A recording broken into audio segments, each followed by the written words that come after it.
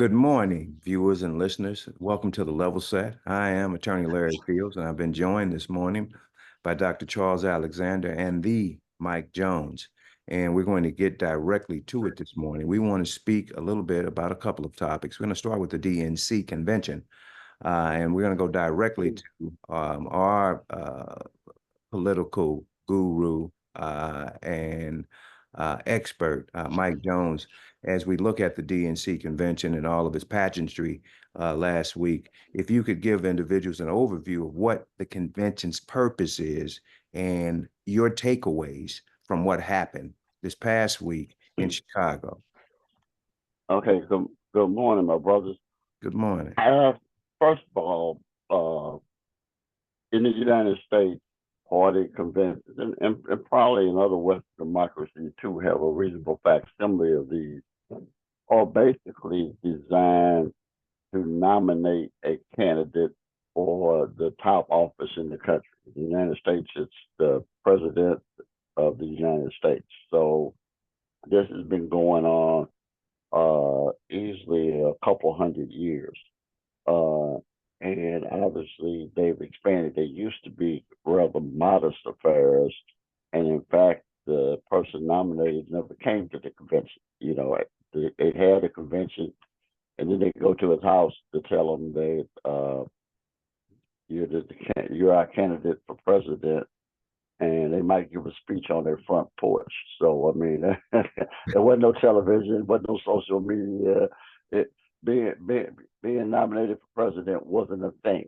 And obviously, in the 21st century, we got more pageantry and performance, and have had probably for the last 50 years. But what we witnessed this past week at the Democratic convention, I don't think it's ever been seen before. Not think, I know it's never been seen before. And I'm talking about from beginning to end. And the beginning was Joe Biden stepping down as the candidate, as the Democratic nominee for president of the United States. And almost simultaneously endorsing Kamala Harris, his vice president, as his replacement, which did something really profound and people didn't see coming. They didn't know if he was going to step down, but he also eliminated the debate because there was discussions about it being an open convention, and that probably would have been chaos. But when he said, "I quit and I nominate her," it eliminated the possibility for discussion, and it solved a problem for the Democrats because there was a lot of internal discussion about Harris not being the best candidate. But if you didn't pick her, you were going to probably permanently alienate Black voters, which are critical to the Democratic election strategy. So even if Biden had stepped down in an open contest, the Democrats really would not have gained anything. So Biden fixed it by making them have to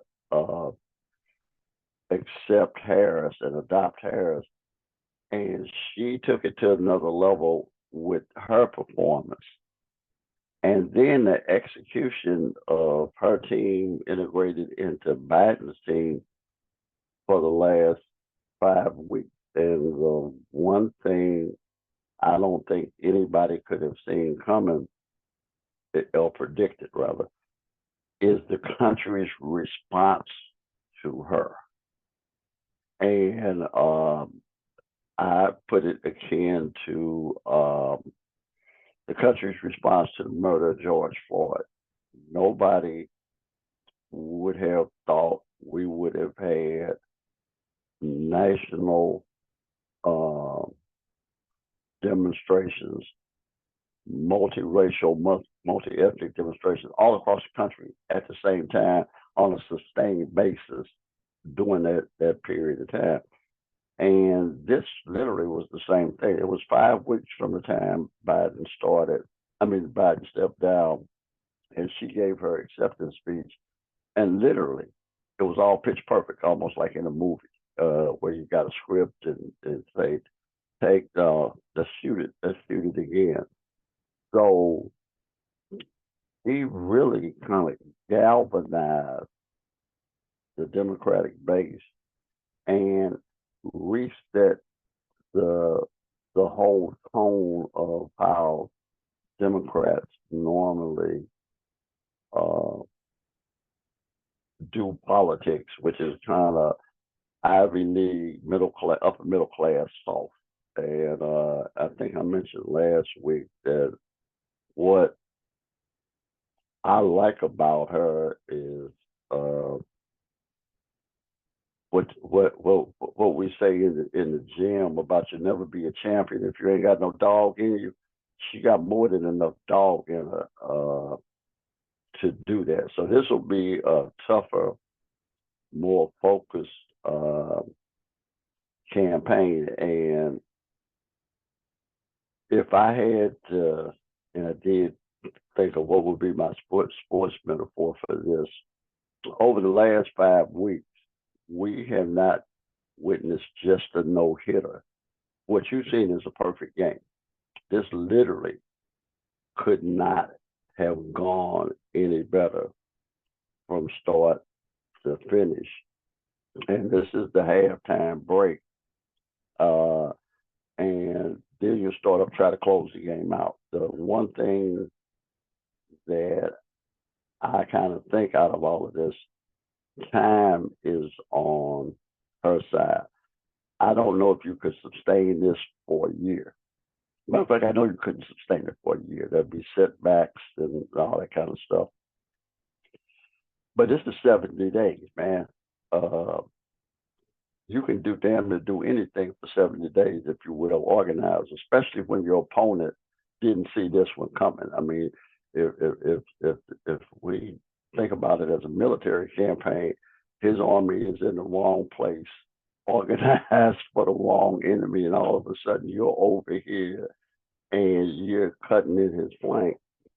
And something I think in this will kind of allude to the second part of our show. It's also indicative of how far the Republicans have moved to the right. Because basically, and America hasn't had a center left party since Lyndon Johnson was a Democrat. Okay, that what the today's Democratic Party is, the Clinton Obama Democratic Party is a moderate center party, which is why we're so frustrated with their policy positions. And the Republicans were a very conservative in the European sense of the term, right party. Trump has shifted all of that and made them literally a kind of anti-democratic, in the classic sense of the word, semi-fascist party. And what you saw the Democrats do this week was occupy the center, right? I mean, literally, the vocabulary of their rhetoric changed. The convention got whiter and blacker and browner all at the same time. And it is, I think we've seen a paradigm, a generational change in leadership and a paradigm shift to how this campaign will go and maybe the politics of the country going forward. And the Republicans, as much as Joe Biden and the Democrats were Trump Republicans, or in another historical era like Biden was, when Biden stepped down, got forced down, it allowed the a new age Democratic Party to emerge with a fundamentally new leadership, and we'll see how it goes from here.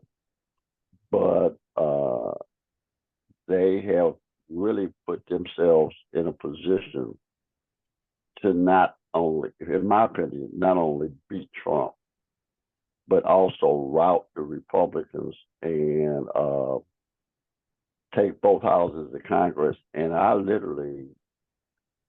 don't think it's going to be close. I think they got to win the second half, but they going to cover the spread, and I think it's going to be bigger than people suspect.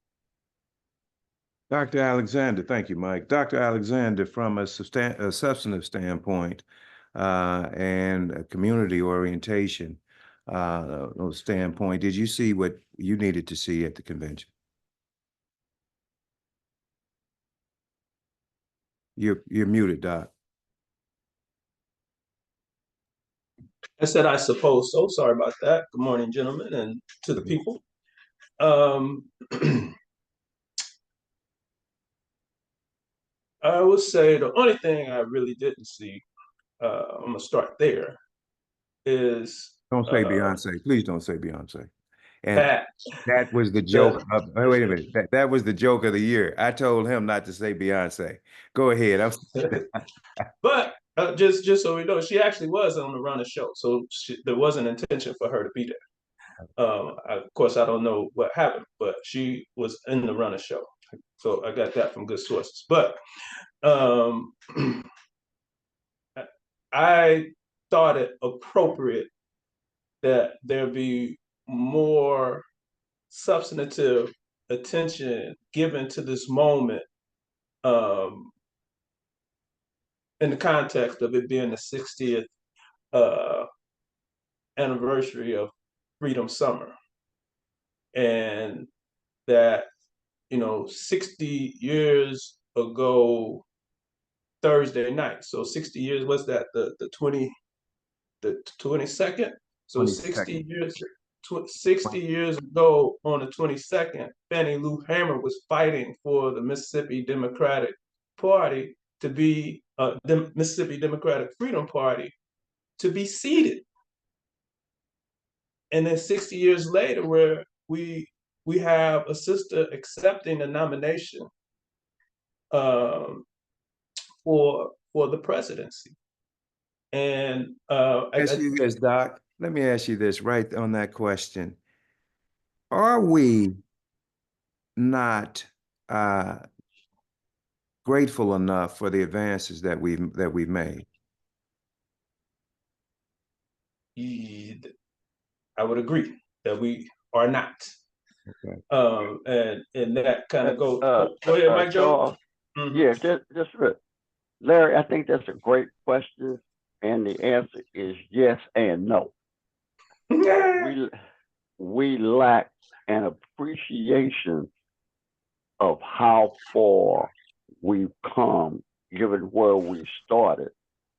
But you should never be grateful for getting what was always yours. So I think it's an internal contradiction that we don't always reconcile. We have tendency to be overly grateful at the leadership level and not grateful enough at the masses level. And there's a lack of appreciation for the art of our struggle, and in our lifetime, how far we've advanced the ball. But I think Black leadership has tendency to be overly accommodating and grateful to white folks. So we should be thrilled. We should be happy. We can even be thankful, but we shouldn't be grateful. And that point that that I'm gonna carve out of what Mike just said, the art of getting here. Right? We're not appreciative of that, and we think we overestimate. Now certainly living in this thing, it requires that the government does what the government does. But in our story, government only does what the government is supposed to do when we like literally make them do. And so what was also significant about the Freedom Summer is that's when the Civil Rights Act of 64 was signed in July 64. And so out of that you get the rights that we're supposed to have when the initial uh, uh, Civil Rights Act was passed, and what was in the, I don't know, is that 1868 or 18, and so, but that too gives context to the nature of our fight, in that we have to understand that there's always a fight, and that's what we're gonna see coming out of this. Um, I agree with Mike that this is just enough time, because this ain't sustainable. We already know this ain't. we just seen that part before. So this is just enough time for us to really, I mean, literally, we got shit out, get off the pot.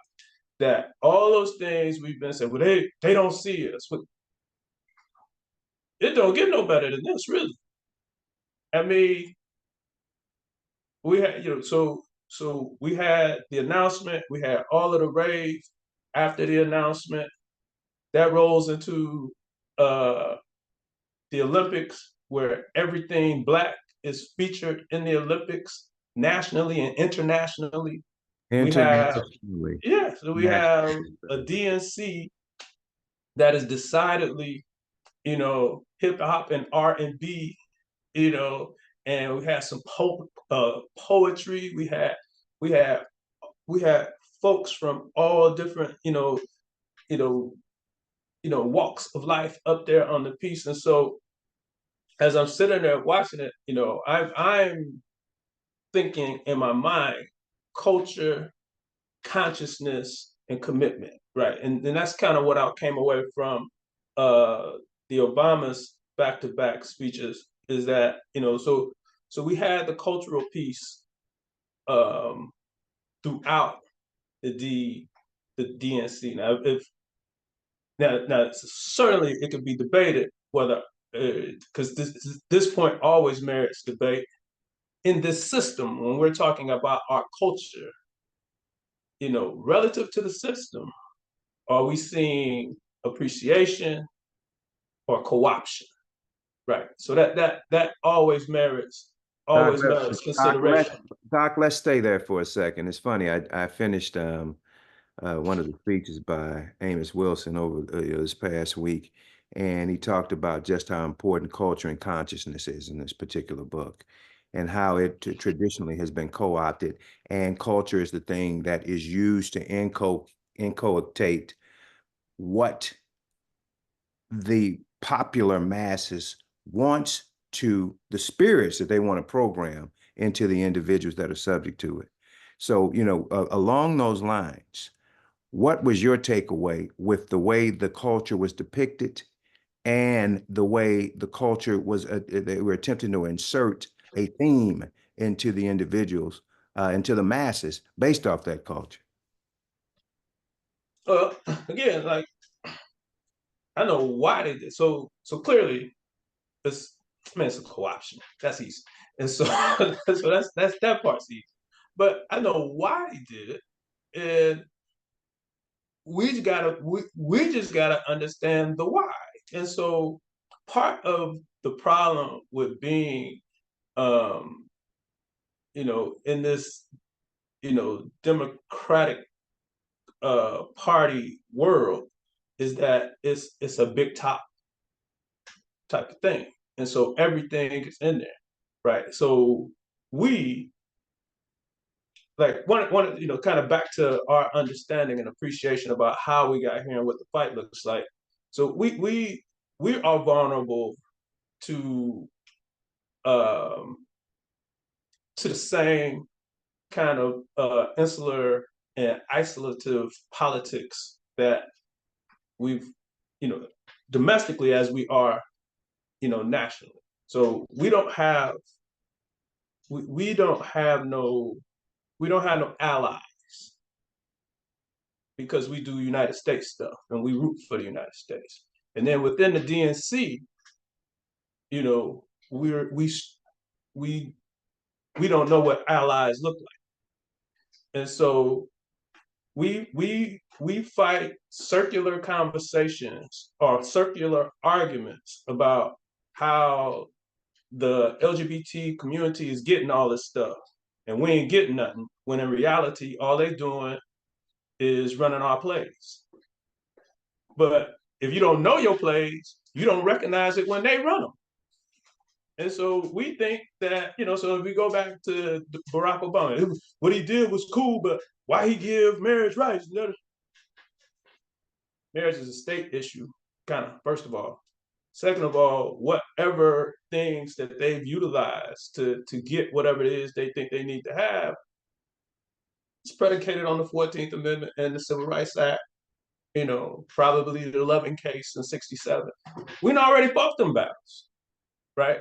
But we don't understand those things. So we are mad when other people get whatever they need to get in this thing to be whole. And so that fractures that fractures alliances.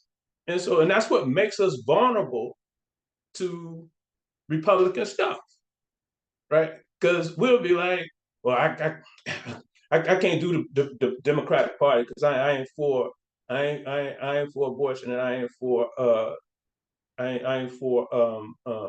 gay marriage. And they've gone, you know, I'm hearing more and more from black males, the bastardization of liberals. You know, you know, those liberals, man, you can't even watch TV anymore. You got men kissing men and like, man, are you kidding me? So all of that kind of stuff, right? And so when they utilize our culture,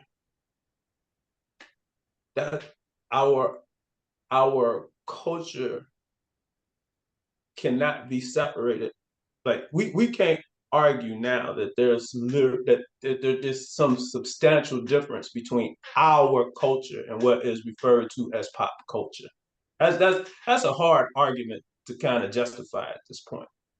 Now, the thing is you got to figure out when we're looking at appreciation versus co-option, which, you know, could be a whole nother thing. But this, you know, but I guess what is to know about this and what it's always been, like, they don't always like the products of our culture. They don't like us. They like the products. They like what we produce. They've always liked what we produce. They don't like us. That part ain't changed, right? Now, even they came to the conclusion of what we've been talking about for the past 3.5 years. Dude gotta go. And it took them so long to do it that this is what they was left with. Wait a minute, to their benefit and good luck. To their benefit and good luck, right? Because the fact of the matter is, in last year, inside the party at the highest levels, they were contemplating whether or not she even needed to be on the ticket as his VP now. So for anybody to be talking about he somehow had this plan and that's why he put that, all of that's a lie. You know, this worked out and we got to max it out, right? And so again, like, so the cultural piece is necessary to kind of bring folks together. And, you know, a couple of things you ain't never thought you was gonna see. One of them was Lil John walking down the steps, talking about turn down for what? And so, you ain't had no reason to believe you gonna see that at the DNC. And so then, you know, but we get all excited. And what I appreciated about, you know, the back-to-back Obama piece was all of that was fine, but this is why we're here, right? And that's the consciousness piece of drawing us back to what it is that we're up against, and not to get lost in the good time, and that that good time is just necessary for us to coalesce, but there's still work to do, which gets us to commitment. Right. And so I think that was the kind of takeaway. That's where we gotta be. We gotta literally have boots on the ground and, and get at this thing for the next however many days it is, 70, 75 days, whatever it is that they're saying. But this, this ain't gonna happen just because they appreciate the culture and because somebody listening to the sister, finally acknowledging the Black woman, as if that don't, you know. So anyway, we get decidedly sidetracked by these things, and these things require work. I agree wholeheartedly with Mike. We can win this thing. We can kind of sweep, because they did a great job of showing that those people really are weird. That those people are not like us, to to borrow from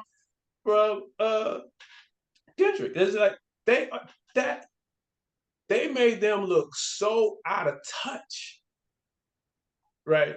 That if somebody that so they were saying this week that so it's apparent that Kennedy is going to drop out the thing and go with Trump. I was like, fine, because he weird too. That's just it, right? So it's all of these extraneous things. They look out of the mainstream. They look decidedly dated, and that can be leveraged.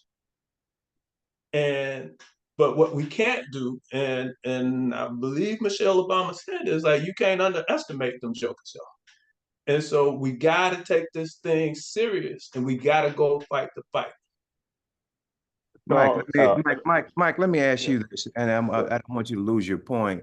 What is the proper amount of appreciation for the moment, as opposed to versus celebrating the competency of the presidential um, candidate? And what are your thoughts on the vice presidential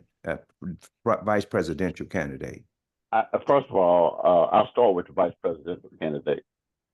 He was my choice, and I didn't realize he was going to be that good. I just saw him one time, and I just liked how he did it. Shapiro was an excellent performer, but there's a whole backstory with him that just creates a problem. Be a problem. Yeah, and I think Coach Walsh is literally the ideal white guy for this moment. You couldn't. You went to Central Casting to get him. Okay, boom. And, as well as his family. What? And Larry, you reminded me. You heard me say this probably 25 years ago. We got to think like a lion pride, like you're in a lion pride, and in a pride, they cooperate in the hunt and they fight over the kill. Okay, those are not mutually contradictory things. If we want to kill something big, so there's enough for all of us to eat and the babies too, and we don't have to hunt again tomorrow. We got to hunt together. But nobody's going to make you a plate after we kill it. That's it. Okay, and that's part of being alive. And also part of being alive is going back to Charles's point. MAGA Republicans are hyenas, and hyenas are the existential enemy of lions. Okay, existential. There's absolutely no conversation. So you are always aware of your reality. We have to hunt if we go eat. We have to cooperate if we go hunt successfully. We go fight for supremacy inside the kill. And we never take our eye off the hyenas. That's what the male lions are for. So the females can hunt. The male lions are the hyena killers. Okay. So literally, lions don't have a problem with that because they know they're lions, and that's what lions, it's their nature. We have difficulty integrating these competing or conflicting principles that are all part of our natural universe. Okay, if we could just do what lions do, we wouldn't have any problem with anything Charles just talked about. I understand all of that. To your point, I think where we are in this moment about gratitude versus whatever is we like it doing a timeout during the game that we're ahead. The first thing the coach says when you come over is way to go. We getting this.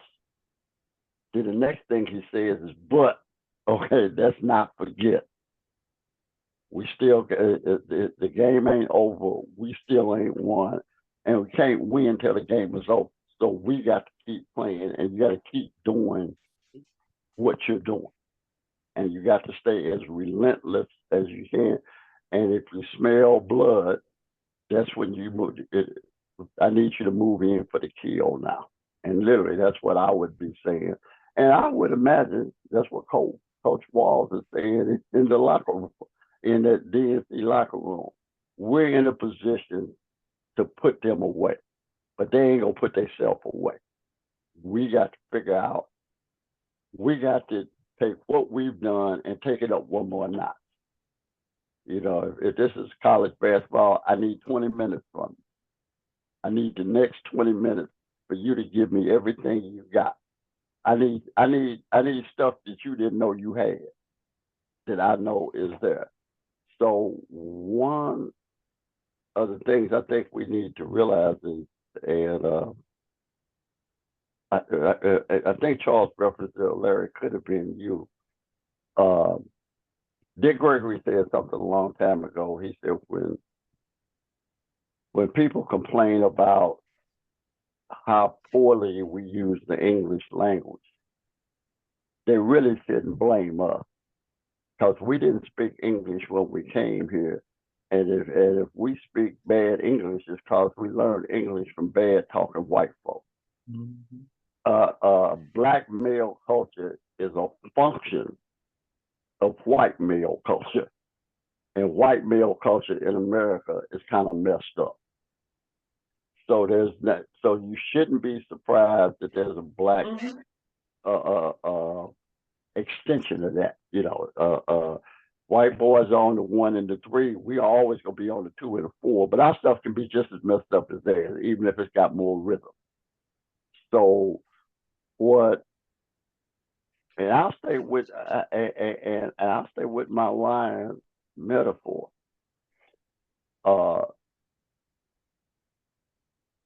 The females hunt, and they work together real well. And people think male lions don't do anything because they don't hunt a lot. No, they in charge of security.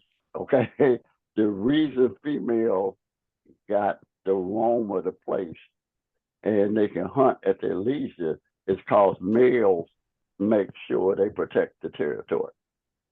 So you don't see lions getting in an argument between the males and the females about who's doing what, because everybody's got a job. And since we've taken all the worst of American culture that we have, I mean, that if you think of every noxious element of our culture, is something we got from the worst of white America. Okay, because we didn't bring it with us, we picked it up when we got here, and we just got to educate ourselves out of that. But right now, you ain't got time to sit and talk to them kind of brothers. I'm not in the salvation business at this moment. Mm-hmm. I'll leave your dumb ass over here, and I got some place to go. And after we get through kicking their ass, I'll come back to teach you why we did this.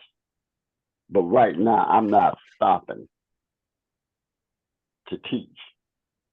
We got something else to do. Because here's the other thing. We can't win this fight the way Lincoln won the Civil War. Lincoln defeated the South, but the North was as exhausted as the South. And they didn't have the energy for what you had to do after you beat the South. which created this opportunity for the South to make a comeback, because Reconstruction really only lasted 8 years. Doing energy nor the will. Right. And so we gotta put them away in the real sense of the word. That you want to. My father used to say, "There's two ways to beat somebody up. You can beat them. You can whoop them till you get tired, or you can whoop them till they break and run." He said, "If you whoop them till you get tired, they'll probably come back. But if you beat their ass till they break and run, you ain't never got to worry about them again." And that's how we need to be in their ass. Absolutely. Absolutely. And on that point, we're going to move to our second category, or actually our second topic of the day. Being in, at the end of the month, I wish we, in hindsight, we certainly could have started the beginning of the month or end of July with this topic, but it is always timely, no matter what time of the year, for us to talk about Black August and the Soledad brothers and the continued fight for justice.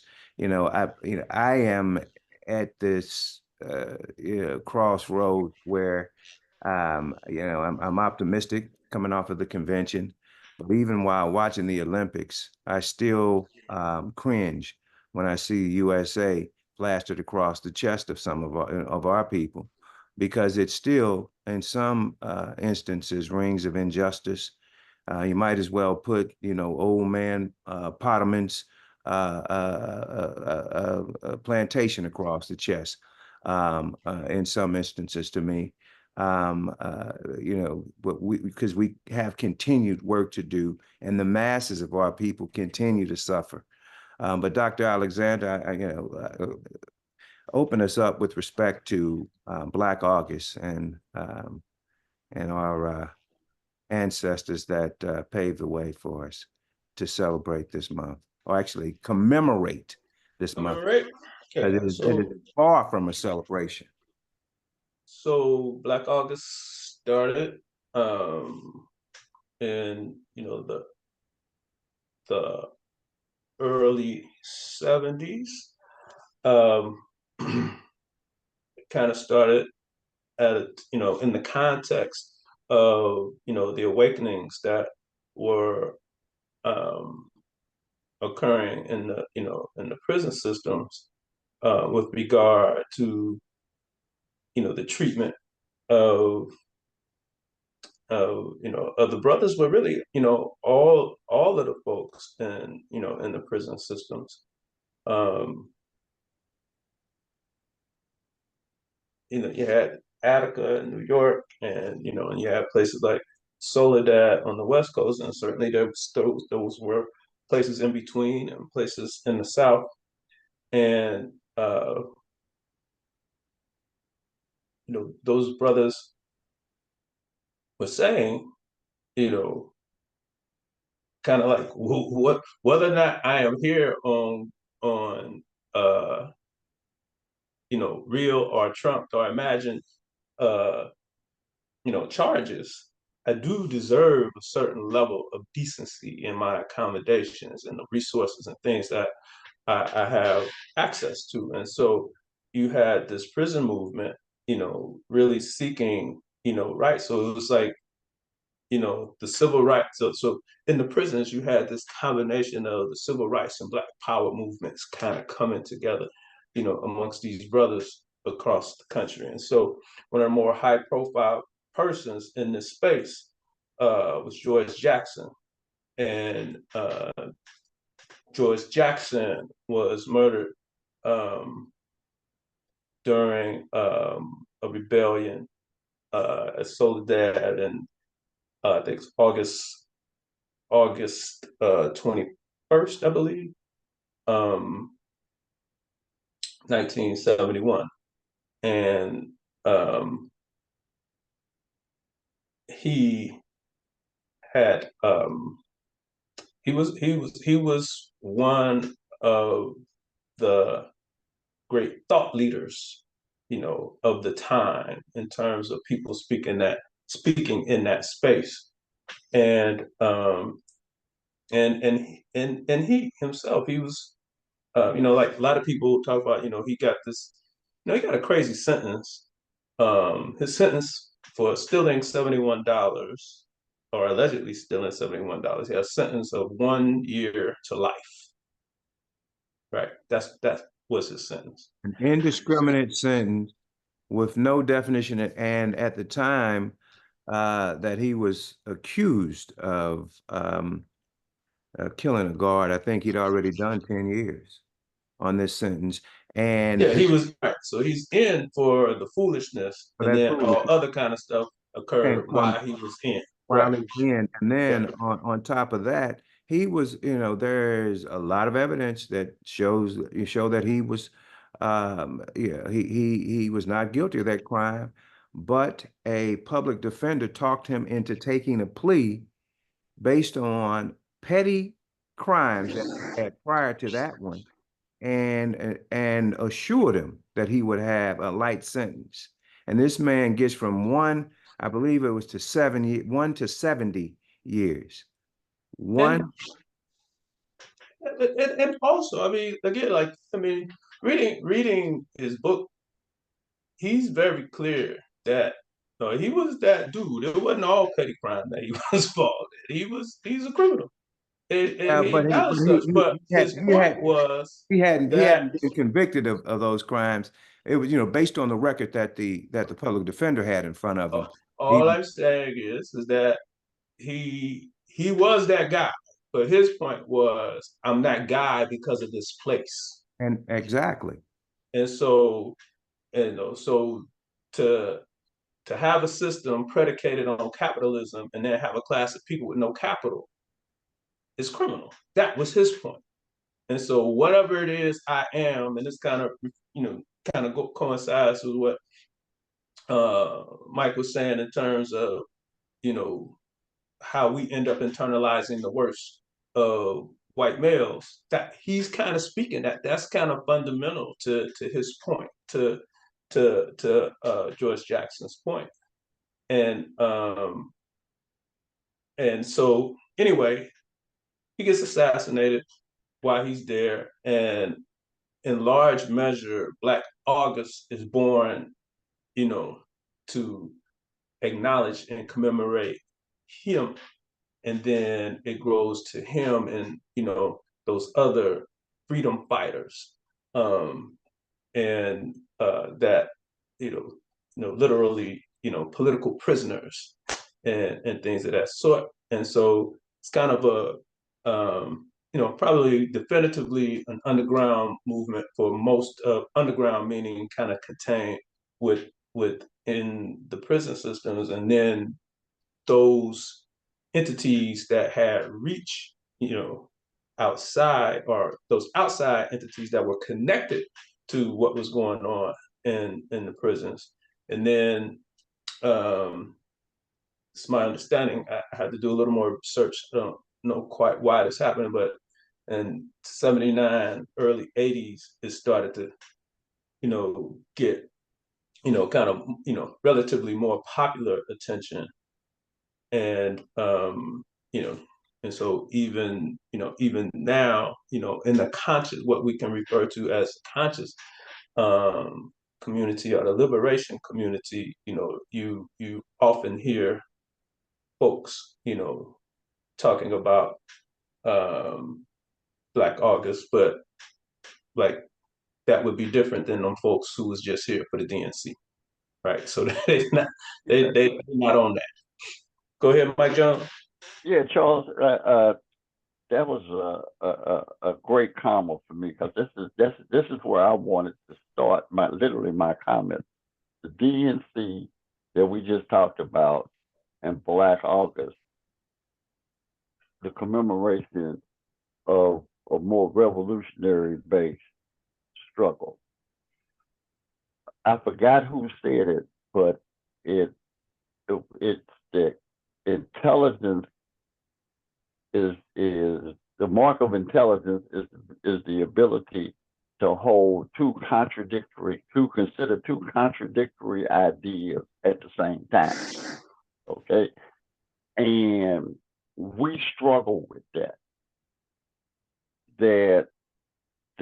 Because one of the things that the liberation struggle presumes, the predicate of liberation struggle is that this system, as currently constructed, lacks moral authority and is irredeemable, and the entire system has to be changed. What we just witnessed this week at the DNC convention is that the system is malleable and reformable, and that really you can work inside it to get the results that you need. It's almost Edmund Burke, Thomas Paine debate during the French Revolution. Okay, that which one, because they're both standing on different predicates. I would suggest that both things can be true at the same time. And my way of explaining that is, suppose we were on a ship that got blown off course in a storm and got shipwrecked and this is before the days of radar and all that kind of stuff, with airplanes that people could find. And we ended up on this island that was not on any charts, and everybody would presume that our ship went down and we were lost at sea. But when we look around, we come to two conclusions. One, even if they're looking for us, they ain't gonna find us, and after a while they're gonna stop looking because they think we did. So that means we're never getting off this island. And then we look around and you say, the island's got a temperate climate, so it'll never get cold here. It'll be cool. There's some game and fish that you can catch. There's vegetation that you can eat. You know what? We could be all right here. And then we get in this argument amongst ourselves. I'm not going to do anything because we ain't going to never get off of here and we're going to die here. That's probably true. Okay. And then somebody else is arguing, but we ain't dead yet. So we can that while we waiting for somebody to come, we can do this. And for me, our internal debate for my lifetime is our inability to consider both of those things simultaneously. Okay? That you can bitch about probably the irredeemable nature of the system, while at the same time trying to mitigate your circumstances within the system. You don't have to believe what they believe to do what you're doing and still keep your long-term goals. The other thing that has dawned on me is that the two most successful Black politicians, and they are Black, in the United States, are the children of immigrants of color. And what the child of an immigrant has of color is their parents chose to come to America. And they made a conscious decision that no matter how bad and challenging America is, it's fundamentally better than India or Jamaica or Kenya. And that's why I came here.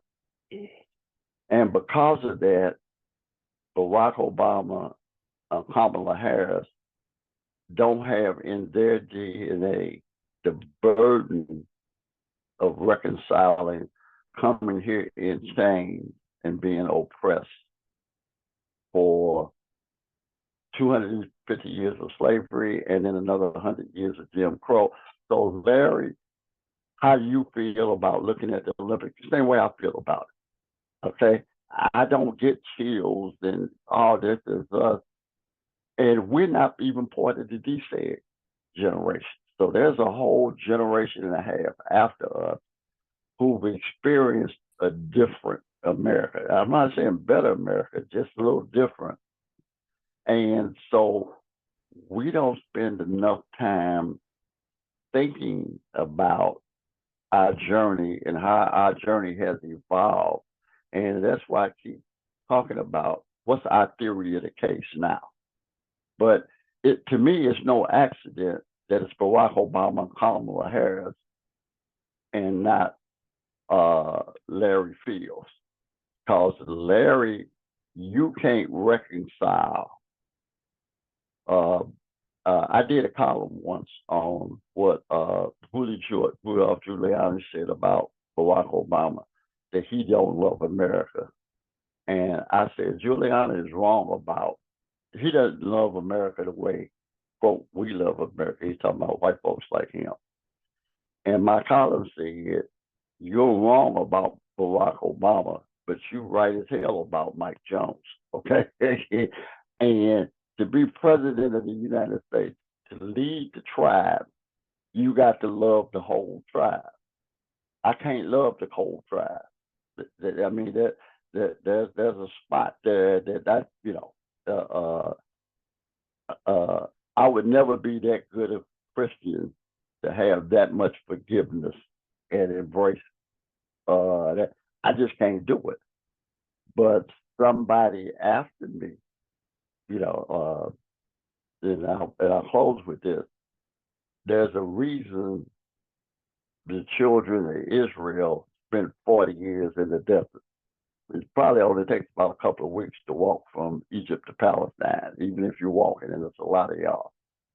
But the reality is they were in Egypt 400 years. It didn't take 200 years to get, it didn't take 40 years to get out of Egypt. It took 40 years to get Egypt out of them.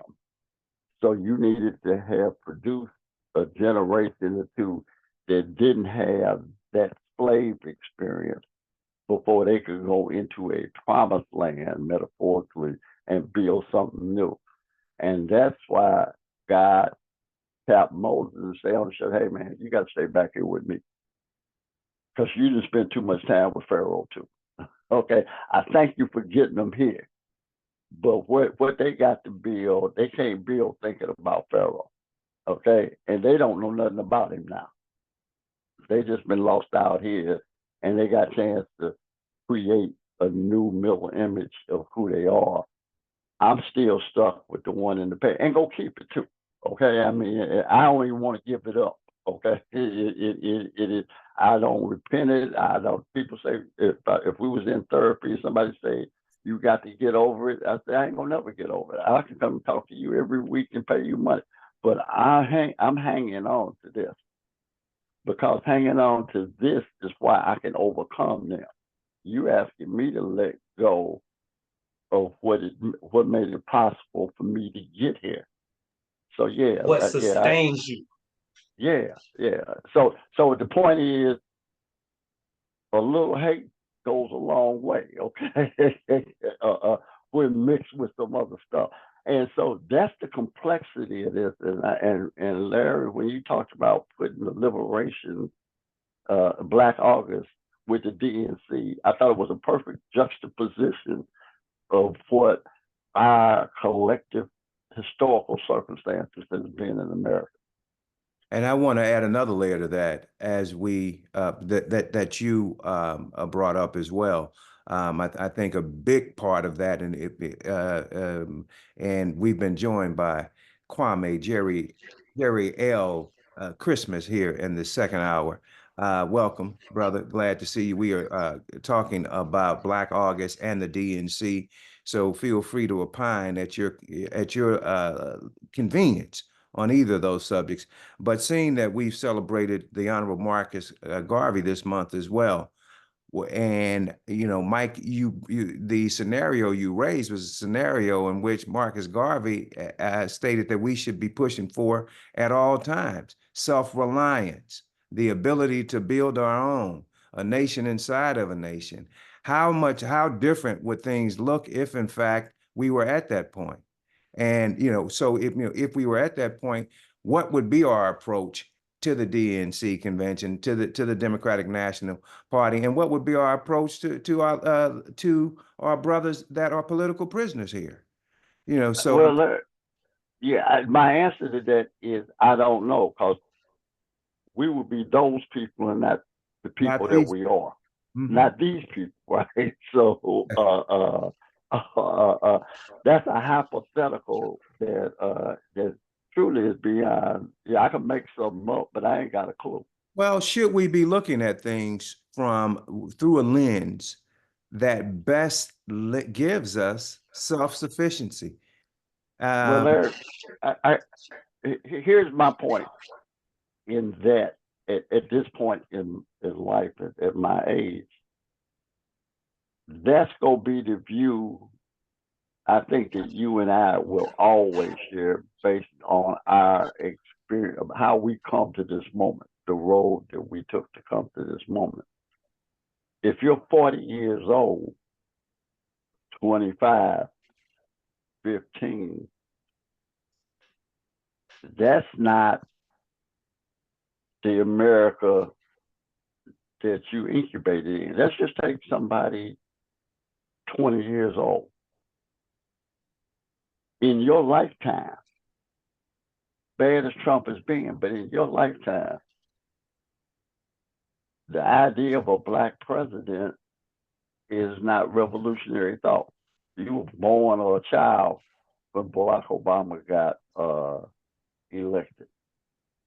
8 years later, Hillary Clinton runs for president. Donald Trump wins. That's a disaster. But the country seems to be responding, and the response is Kamala Harris. So, and then you see the Olympics. So I'm just talking about the images of the and these images are pervasive.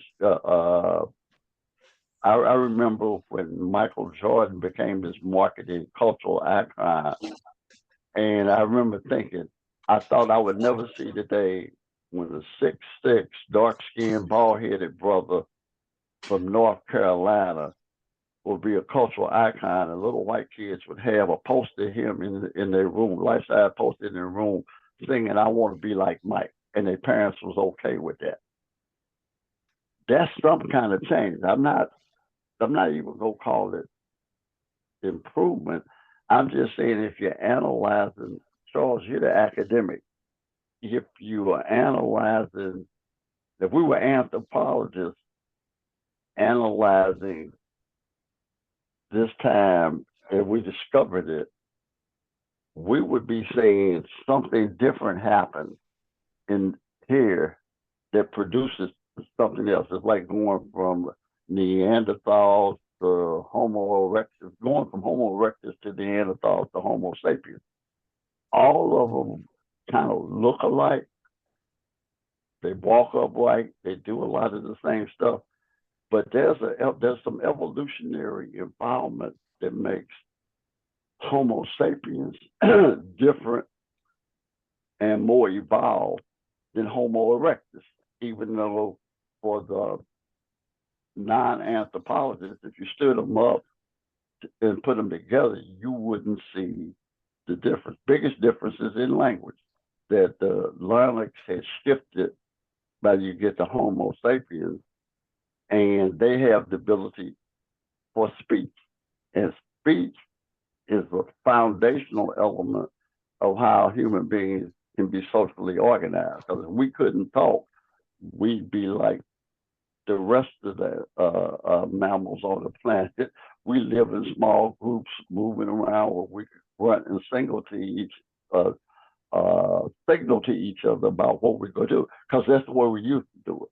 Okay, so if If we have, that, Mike, but I don't think we have given enough credence to the point that you made earlier, with respect to, for a guy that claims not to have gone to Sunday school every Sunday, the children coming out of Israel. I didn't say I didn't read the book. I said I I did didn't, yeah, yeah, yeah, And go to say, yeah, the children coming out of Egypt, and that old guard essentially calling that old guard had to be eliminated before they could progress in a manner. And I think that has been, for the first time, we've been called the old guard. That's the first time in my life I've been called the old guard. But that point cannot be under italicized. I think that needs to be boldened. And we need to, and it's not just the fact that you're from an age. It's the fact that you got to get rid of those old thoughts. You cannot put new wine in an old flask. You cannot. So what you're saying is, you got to get rid of it. One thing we love about Miles Davis is that he right. stayed current. He never stayed in the same place. And that's a reminder that we all must take in shape, Mike. And I think that point right there is one that we've got to wrestle with. It's easy for us to vote for a woman that we know is the most competent politician in the field. But some of us are so unevolved that we can't do that. So this evolution that you talked about, Mike, is something that I think needs to be emphasized. Jerryl, Kwame, T. Christmas, from the standpoint of your social justice ministry that you have engaged in since the 6th grade, did you see everything that you needed to see at the DNC? I didn't. I didn't see the black agenda, and that's the problem that I'm having, is that we are still not presenting our theory of the case, as Mike would always say. I think what he just said was so profound, and it just really hit me. Just to let you all know, I'm in the rural South right now. I'm in Alabama. I'm in the Tri-Cities. Um, Tuscumbia, Muscle Shoals, Florence. I'm in Leeton, Alabama, a little town where all my maternal family is from, where we still own property. And, I'm down here being the only one last living to do some work on my great grandmother's house. And so the things that Mike was just talking about are the things that I feel right now, as I get back down here, down south, to do this work, and to think about the sacrifices that my mother, my grandmother, my great grandmother, all of them made in order for me to be in this place, and how the different things that they instilled in me. As a matter of fact, I thought about all of you all last night, because driving down here, I think I was in Mississippi I hadn't been in Mississippi 15 minutes before I got pulled over. And, it's still something about late night being pulled over in Mississippi by yourself. why was you in Mississippi? Because I go through, I come the way that I come, I come through Dyersburg, Tennessee, and I come out into Corinth, Mississippi, and I come out of Corinth, Mississippi into North Alabama. That's the A way we glutton for go. punishment. And I know, and I had just got off a major highway going into Corinth, and the speed limit had just changed from 70 to 55. And I actually hadn't noticed that it had come down to 55. And I was still doing 70. And, they get right behind you in them blue lights. And I was thinking, here we go. But it ended up, he let me, didn't write me a ticket, tried to give me like a little lecture about how they got signs up that say 55. Because I did not see the 55 signs, but it was fine. I always advise people to to be as cooperative as possible. Just a quick lecture on that for anybody listening. I find a safe place to pull over. I turn my dome light on so they can see in the car because I don't want them to feel uncomfortable. I keep my hands in visible view. I don't start reaching for nothing until they ask.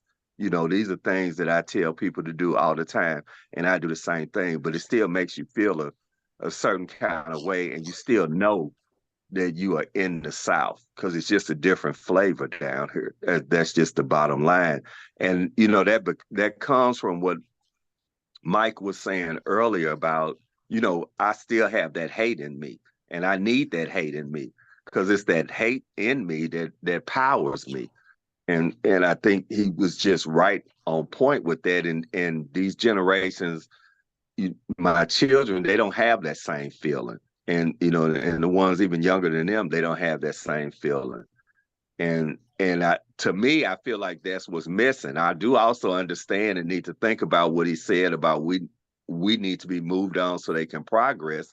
And I want them to progress, but I also want them to have an agenda for themselves. And they really don't. I just think we are so tied in to being Americans and Democrats. And I just don't see it the same way. I don't feel like I'm American. I just feel like I'm a U.S. citizen.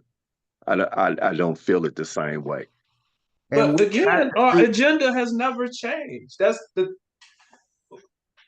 so if we again, so the other thing why this is Black August is because as Larry noted, we actually have been talking about Black August all of August because we've been talking about Marcus Garvey all August. And so the convention in 1920 was the entire month of August. And on the 13th of August, Garvey laid out and this kind of goes back to Larry's question, laid out the Declaration of Rights of the Negro peoples of the world. And so, I mean, had we taken that track, we would have allies at a bare minimum. We just would have we would have a different relationship to the continent and a different relationship to diasporic Africans, wherever they may be, had we taken that. And that would have yielded whatever it yielded. Boom. Now, doesn't mean that we would necessarily be exponentially further along in this American experiment than what we are. It does mean that we would have another set of resources available to us that help in ways that we continue to struggle. And so, so again, so at the DNC,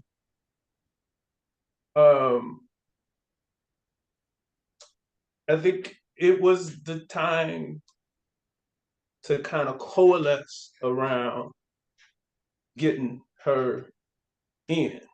We can get back to the fight once we get her in. We can get back to the fight once we win some seats in the Senate and in the House. We can have some of the internal fights that we gotta have after this fight. Like we gotta win this fight first, and then we can get back. This is the hunt, as Mike just said. Yeah. And then we can get back. Yeah. So so you missed that. You missed so that was an important lion analogy that you missed. And so like right now we're hunting as the pride. And then once we bag the kill, then we fight over the spoils. But right now this is kind of where we are. But I don't know that our individual experience dealing with the police in Chicago or Mississippi or St. Louis, I don't know that that's a Democratic. I mean, I don't know that that's I don't know that that's a DNC Thursday night, or for that matter, Monday, Tuesday, Wednesday, or Thursday night. I don't know that that's necessarily that conversation. I think that's our conversation as we're mobilizing the people locally. This is one of the things that it gets to be a local issue because it is policing. Like that might be the issue that you get the people motivated to go vote for, because this is what we got to do here. This is why you got to vote here, because this is an issue, and this is the way you're going to get at that issue. And so that's exactly what I'm talking about, Dr. Alexander. Yeah.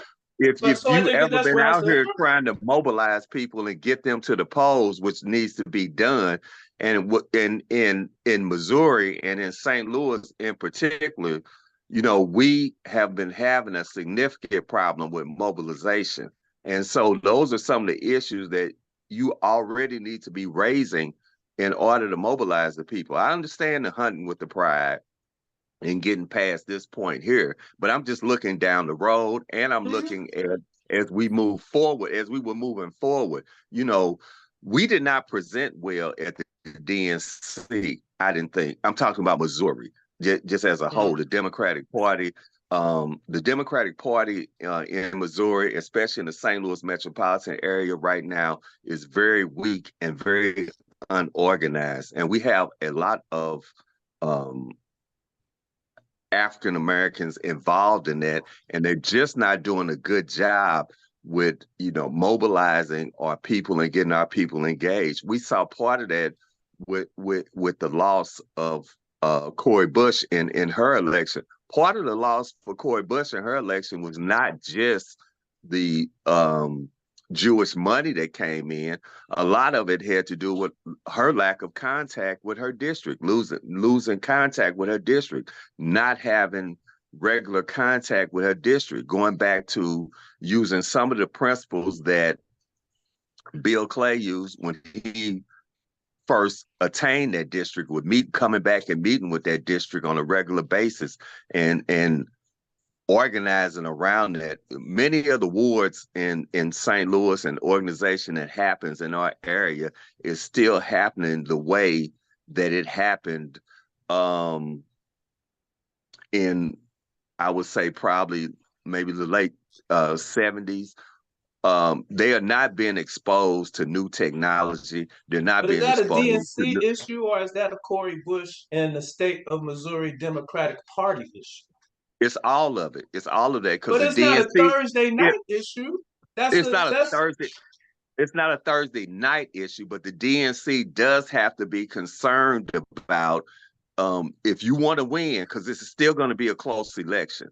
There's no doubt about it. It's still going to be a close election. And if you want to win, you got to have the organization happening at all levels, and you have to be on top of that. So it is partly a DNC issue also. The committee or the convention? I'm distinguishing between the committee and the convention.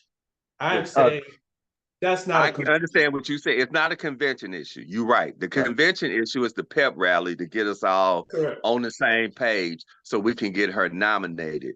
Once she's nominated, then it's our marching orders and how we're going to go about making this happen. Because in particular, Missouri, for example, we have minimum wage on the ballot, we have abortion on the ballot, and we have Kamala on the ballot. So we really have an opportunity to swing some things in Missouri if we organize the way that we need to be because of the issues that are on the ballot. This is, so those are the issues that she did talk about, those issues. So those issues were convention issues.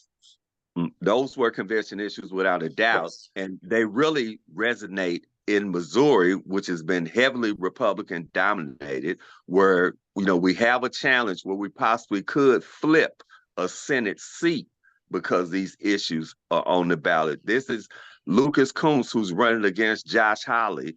This is his best opportunity ever to beat him as a Democrat that I've seen in the last probably 8 years, since Claire McCaskill was in that seat. And Mike can chime in on that. The circumstances right now with those issues and with her on the ballot is our best chance to flip that seat.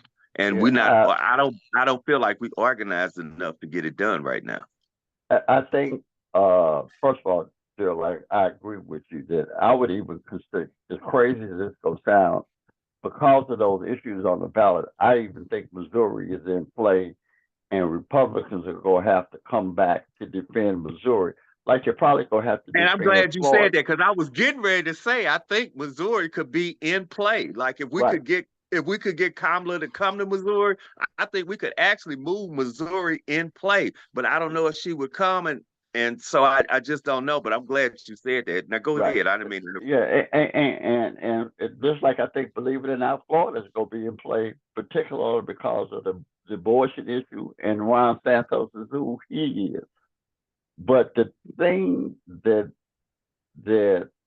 I want to say, since we're talking tactics and strategy in this moment, we made a profound strategic mistake 60 years ago with 59 years ago with the Voting Rights Act. We kind of told Black people that the key to our quote salvation was voting, the right to vote. And the reality is, no, it ain't. Nothing magical happens when you vote. Getting the right to vote gave us a weapon to fight with. It didn't solve any problem. But the way we sold it to Black folks is if we got to go out and vote and everything happened. And then for 50 years, did nothing happen. Okay, so you can't be mad at Black masses for examining the results on a large scale. Huh? Who are reluctant to vote because nothing's changed. Yeah, and they did vote. Right. But fundamentally, and voting should be conceived, we should have framed that discussion as right now we're in a fight unarmed. We just got a weapon, which means we got something to fight with and a chance to win. But we still got to fight. And that's the other thing we kind of lost from the 60s going forward. Basically, historically, our legacy, our inheritance from one generation to another was the struggle to persevere in America as Black people. That was your inheritance, okay? That's what you inherited, and that's what you passed on to your descendants. Somewhere after the 60s, we got this notion that we didn't have to do that no more. That some magical stuff was going to happen, and that struggle was over. And I realized why. It's hard as hell to be systemless, okay? Nobody wants to push a boulder up a hill that keeps rolling back down. But if that's your destiny, that happens to be your destiny. And if somebody says, how long do we have to do this? You have to do it till it don't happen no more, okay? I mean, seriously, that's literally the answer. You have to do this till it don't happen no more. And I can't tell you when that's going to be, but I can tell you that if you stop pushing it up, if you don't push it up the hill, it'll always stay down here. Now, one of these times, we're going to push it up the hill and then it's going to stay. I can't tell you when that was going to happen, but I need your ass out there tomorrow pushing it back up the hill, man. And that's what we don't teach no more. And here's the point. And you guys have heard me say this.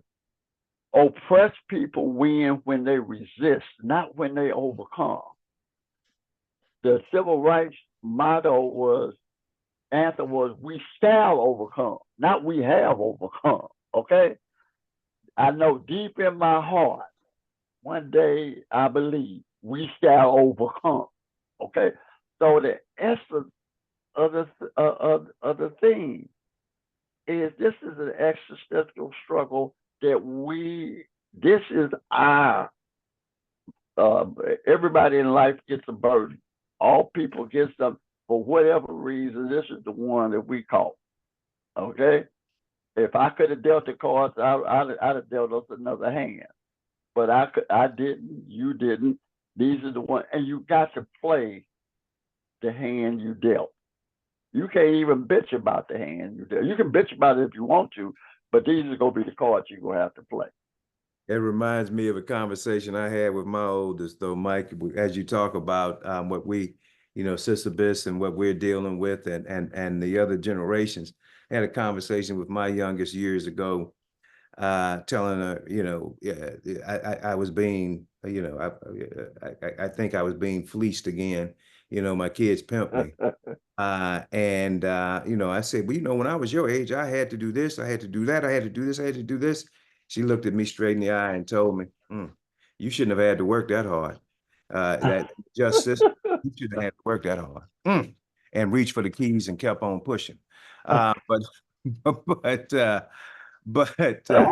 you raise an incredible point, and we need to, Dr. Alexander, as we look at the tenets of this month of August, we talk about, the tenets. You want to spend some time on that, talking about, some of the hallmarks of Black August with respect to the freedom fighters, George Jackson and the Soledad brothers. Was, we train, we fight, we fast, and we study. That, the entire month was that. They were fasting from 6 a.m. to 8 p.m., no food or water. On August the 31st, of course, there should be a meal, a feast that breaks the fast. But it is this this spiritual and this knowledge and this physical, and the physical training was just as important as the study. Is that correct, Doc? There were tenets, and of course that one of we end up in these spaces, and where we kind of struggle.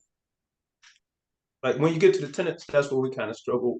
That's where we can struggle with like implementation, right? Because that requires a level of discipline. And so, and sometimes, and I would actually guess most of the time, is that we get distracted or we get discouraged because we don't necessarily understand the purpose of the tenets. And so the purpose of the tenets are the development of discipline, and the discipline that's necessary to bring forth and carry on a struggle, right? To be successful in the struggle requires discipline.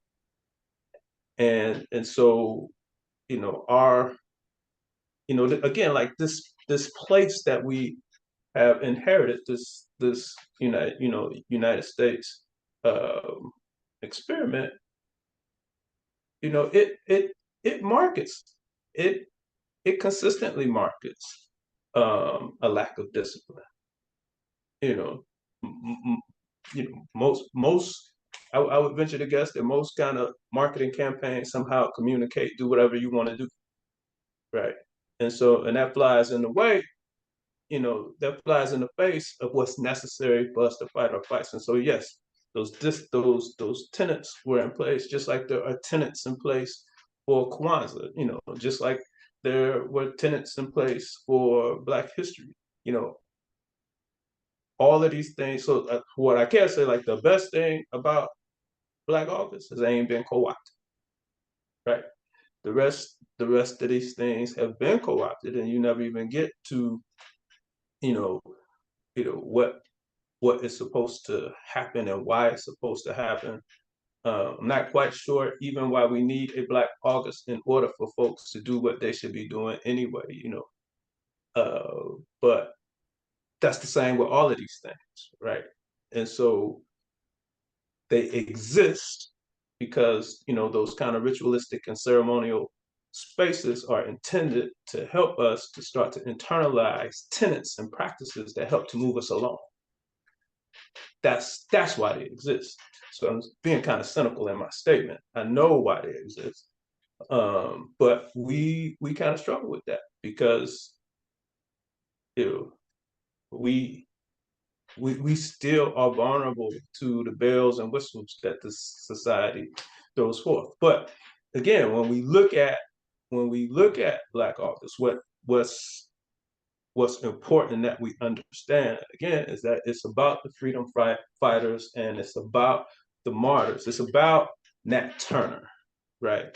And the rebellion that, depending on which source you look at, some sources say it was August 21st. It'd be awesome. Because some sources say it was August 22nd. So that's another one of those dates that would line up perfectly for what, if it were the 22nd, I know it carried on into the 22nd. I'm talking about the initiation of it. If it kicked off on the 22nd, how apropos for Thursday night or what have you. But either way, it lines up with the week of her coronation as the Democratic presidential candidate. We have the March on Washington is in August. Absolutely. We have the passing. Yes, we have the passing of W.B. Du Bois, which is in August. We had a murder of Medgar Evers, which is in August. I mean, so Michael Brown in August too. Mike Brown. And so these are Black August things. This is martyrdom, and freedom fighting, and so that's what's important about it. To capture and leverage, these events and the lives lived by the people who, are in these spaces. And again, like just with regard to Garvey's declaration of human rights for Black people worldwide, that kind of gets back to the issues that you were speaking of, Jerryl.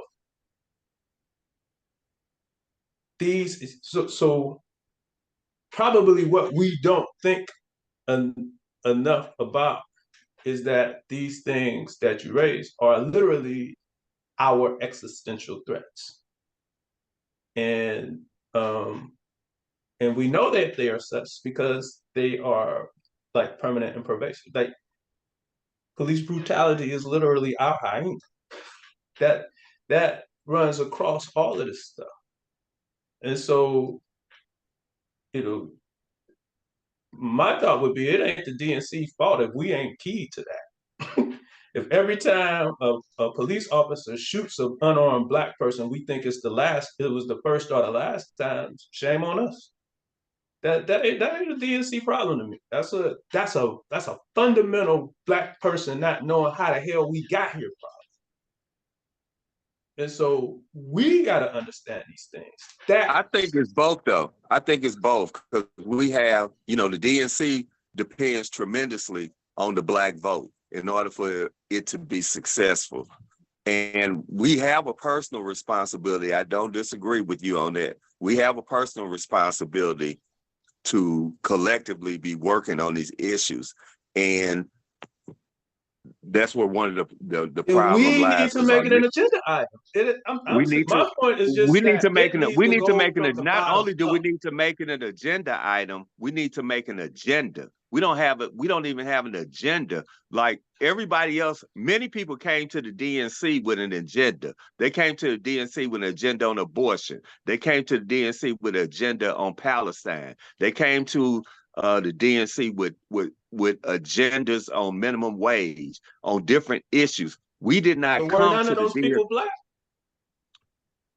I feel like most of the people that came with those are just tailing along with the white people. They didn't come as leading any agenda. I didn't see any Blacks leading any agendas. And I don't care about them leading any of those agendas. I'm looking for the Black people that are involved in the DNC to be leading an African agenda for us. That's what's missing. There is no agenda. There's never been an agenda for us at the DNC. That is the purpose of the party. It is not the purpose of the party to lead an African American agenda. No, it's not their purpose, but we too entranced into the party to not have an agenda, though. We're not going to have a separate agenda. I think we need to stop that. Not in the I context of the understand what DNC they're going to Democratic say, Party. but that's still they're only going to do what you push them to do. Like And my they're not gonna grandmother do said, it. a lump of coal don't become a diamond without pressure, and we don't put any pressure on them about our agenda. Attorney.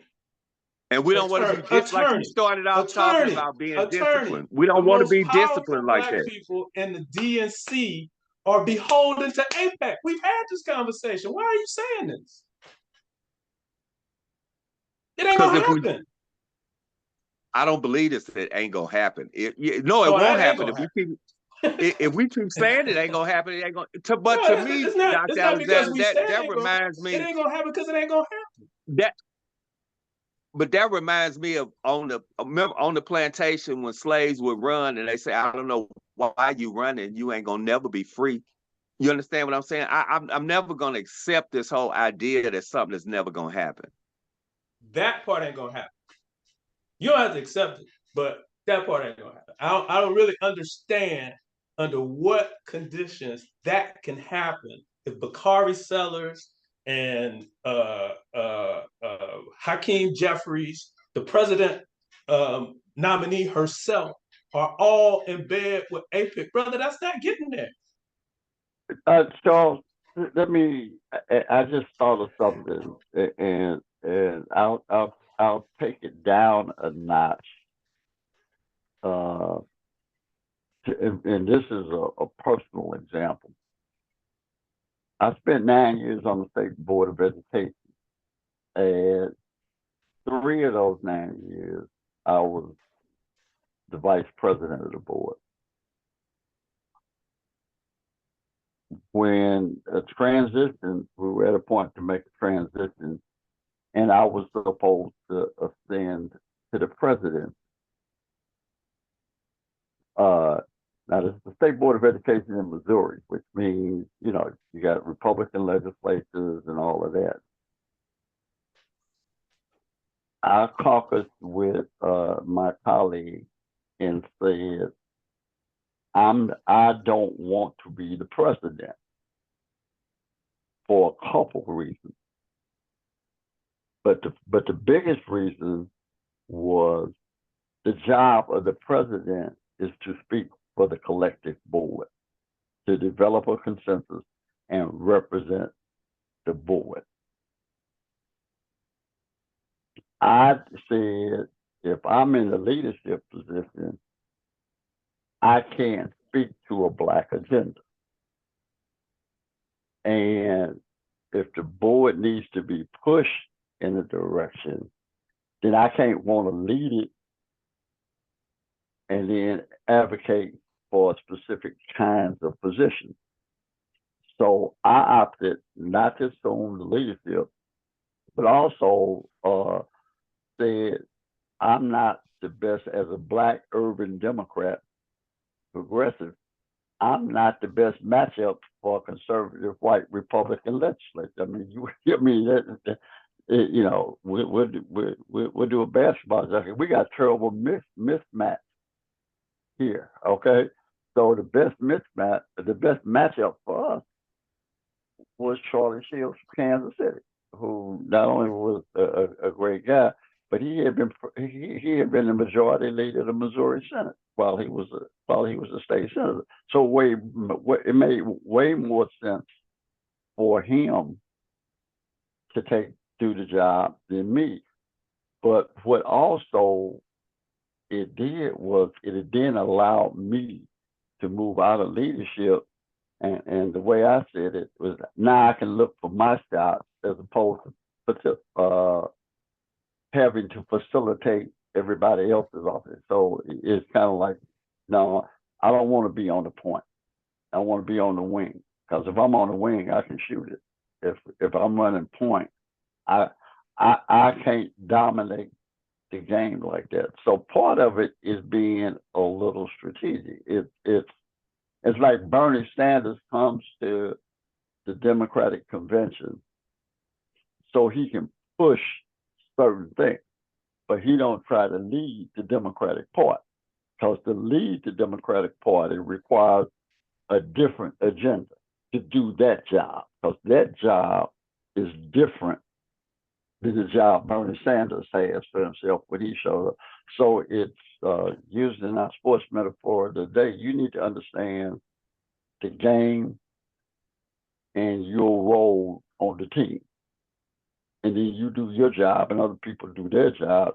And if we do well together, we got a chance to win.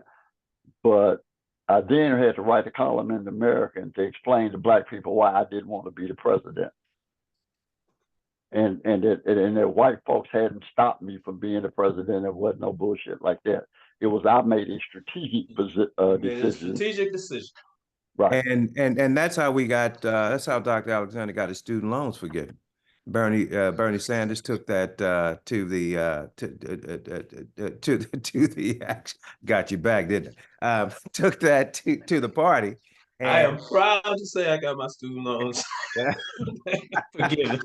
Bernie Sanders took that to the party. Even if it was the old white man that gave it to me, I'll take it. Right. Joe Biden was opposed to that. He absolutely was. He was opposed to it until it was encapsulated based on what, Jerryl, Kwame, Jerry T. Christmas, based on what? Applying that pressure. So we have to have, Mike, that was a brilliant analysis.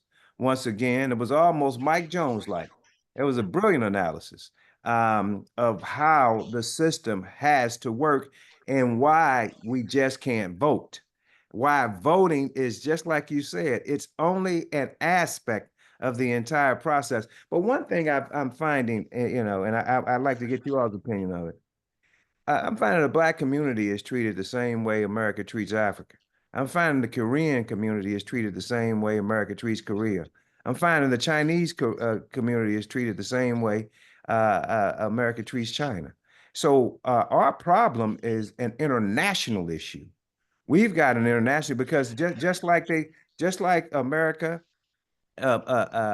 trans international corporations rape Africa for its resources and has a buyer's market. I don't know. I mean, there are very few buyer's markets, but has a buyer's market for those resources. They do the exact same thing with us. Our major export is labor, and we are in a buyer's market in the United States. So, I mean, are we inculcated in tunnel vision and thinking too small? Or are we just not playing the game properly as a whole? I think we got the same problem that working class white folks got. We actually believe in capitalism. I mean, for the last 30 years, I am so tired of hearing about intergenerational wealth transfer and entrepreneurial opportunities for a community that's fundamentally working class. Mm-hmm. And there is no rational basis, just based on our conditions and his politics, that all of us shouldn't be predisposed to Bernie Sanders. If we had a multi-party democracy like they have in Europe, I wouldn't be in the Democratic Party. I'd be in whatever party Bernie Sanders was in. We'd be political allies, because he and I kind of see the system the same way and kind of have the same answer. Barack Obama and Joe Biden are establishment politicians. And establishment politicians are fundamentally supporting the status quo. Bernie Sanders' politics ain't changed since he was a student at the University of Chicago. Okay? He moved into electoral politics, but his fundamental overview has nothing, and he stayed consistent because he started out with a set of principles that he was applying to the situation. Fundamentally, everybody who gets into mainstream politics are really entrepreneurial politicians. They're careerists, and they're looking to advance their personal career. Now they want to do well for people and all of that. So I'm not saying that it's anything nefarious, but they don't come to this party as change agents. AOC of Bernie Sanders comes as a change agent, and obviously AOC has learned how to become a gifted politician. Cori Bush comes into the arena as a change agent, and she didn't master what you got to do in this arena, and that's become a politician whose politics are informed by your activism. But being an activist, you can't be activist and politician are both nouns, and you can't be both at the same time. Okay? Progressive, liberal, conservative are adjectives. So you can be a progressive politician, you can be a conservative politician. So do you know how ridiculous, to me, it sounds for our political philosophy to be, we want to create, our major economic priority is creating entrepreneurial opportunities when damn near everybody we got works for a job, and we need to have stronger unions, better benefits, child care, and all that. Now, if you can make some money delivering those kinds of services to create, so Bernie Sanders is a blacker politician than any black politician in Congress. I would venture to say.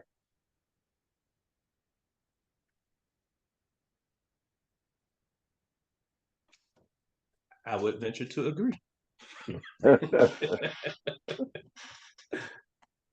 You're on mute, Larry. I think you're going to find a hard time finding a competent opposition to that statement either. So, well, ladies and gentlemen, I think we have covered the topics today. We would love to spend more time with you, but it probably is best that we do not. And summate, and we thank you for spending this time with us today. And so for the level set, Dr. Charles Alexander, Mike Jones, the Mike Jones, Kwame, Jerry L.T. Christmas, we are signing off, and we look forward to seeing you all, and get out there and let's get involved in this political process as if, you know, your life depended on it. As if our life depended on it. So because they do. Because it absolutely does. Yeah. All right.